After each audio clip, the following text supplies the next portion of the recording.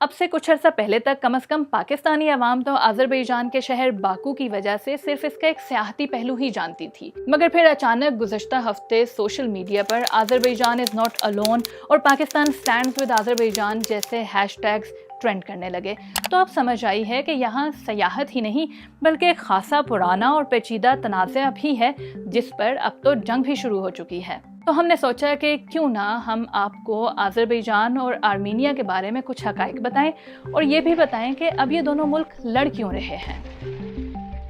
تو سب سے پہلے بات کرتے ہیں آذربائیجان اور آرمینیا کے درمیان مشترک کیا ہے۔ تو دونوں ہی ممالک جنوب مشرقی یورپ میں واقع ہیں۔ ان ممالک کی سرحدیں ترکی، ایران اور جارجیا سے ملتی ہیں، جبکہ روس کی سرحد شمال میں آذربائیجان سے ملتی ہے۔ دونوں ممالک 1922 سے 1991 تک سوویت یونین کا حصہ رہے ہیں۔ اب آذربائیجان کے بارے میں آپ کو بتائیں کہ یہاں اکثریت مسلمانوں کی ہے، لیکن ریاست کا مذہب اسلام نہیں ہے اور اپنے آئین کے مطابق یہ ایک سیکولر ملک ہے۔ یہ ملک تیل کے وسائل سے مالا مال ہے۔ اسے ترکی، پاکستان، امریکہ اور ایران نے سب سے پہلے تسلیم کیا تھا۔ یہاں آذری اور روسی زبانیں بولی جاتی ہیں۔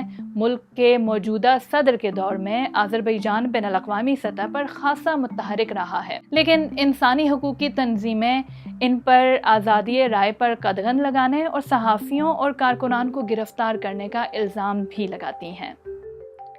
Now, unlike آذربائیجان، آرمینیا ایک لینڈ لاکڈ ملک ہے، یعنی یہ دیگر ممالک میں گھرا ہوا ہے اور یہاں سمندری راستہ بھی نہیں ہے۔ یہاں اکثریت مسیحی افراد کی ہے، لیکن آئین میں ریاست اور مذہبی اداروں کو ایک دوسرے سے الگ رکھا گیا ہے۔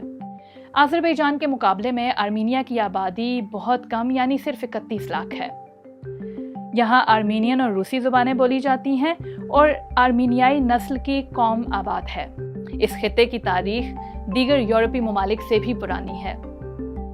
یہ خطہ قدیم ترین مسیحی تہذیبوں میں سے ایک ہے۔ آرمینیا میں 4 صدی میں ہی چرچ قائم ہونا شروع ہو چکے تھے۔ تو اب یہ آذربائیجان اور آرمینیا کے بیچ جنگ کیوں شروع ہو گئی ہے؟ اس تنازع کا محور نگورنو کرباخ نامی علاقہ ہے۔ سوویت یونین کے زمانے میں یہ ایک ایسا خطہ تھا جہاں آرمینیائی نسل کے باشندوں کی اکثریت تھی، لیکن وہ آذربائیجان کے حکام کے زیر انتظام تھا۔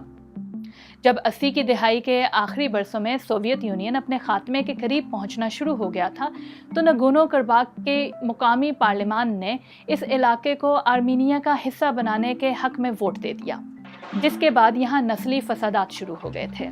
دونوں ممالک کے درمیان اس علاقے کو حاصل کرنے کے لیے 80 اور 90 کی دہائی میں کئی جنگیں ہو چکی ہیں۔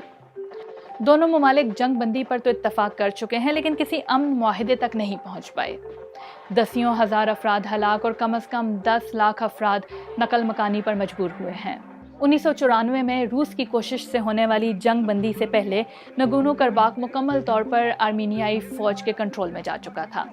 اس معاہدے کے نتیجے میں یہ طے ہوا کہ نگورنو کرباخ آذربائیجان کا ہی حصہ رہے گا، لیکن اس کا حکومتی نظام آرمینیائی نسل کے لوگوں کے پاس ہوگا، جنہیں آرمینیا کی حکومت کا تعاون حاصل ہوگا۔ اس کے بعد کئی مرتبہ امن معاہدے کی کوشش میں مذاکرات ہو چکے ہیں۔ فرانس، روس اور امریکہ پر مشتمل بین الاقوامی گروپ ثالث کا کردار ادا کرتا رہا ہے۔ 2016 میں ہونے والی جھڑپوں میں دونوں ممالک کے درجنوں فوجی ہلاک ہوئے تھے۔ یہ مسئلہ اب علاقائی سیاست کی وجہ سے مزید پیچیدہ ہو گیا ہے۔ ہمسایہ ملکوں میں ترکی آذربائیجان کے ساتھ قریبی تعلقات رکھتا ہے، لیکن روس آرمینیا کا ساتھ دینے کے ساتھ ساتھ آذربائیجان کے ساتھ بھی اچھے تعلقات رکھتا ہے۔ یہ واضح نہیں کہ کس ملک نے حالیہ کشیدگی میں پہل کی تھی، لیکن دونوں ملکوں کے درمیان کئی ماہ سے دوبارہ ایک تناؤ موجود تھا اور جولائی میں جھڑپوں میں دونوں طرف سے ہلاکتیں بھی ہوئی تھیں۔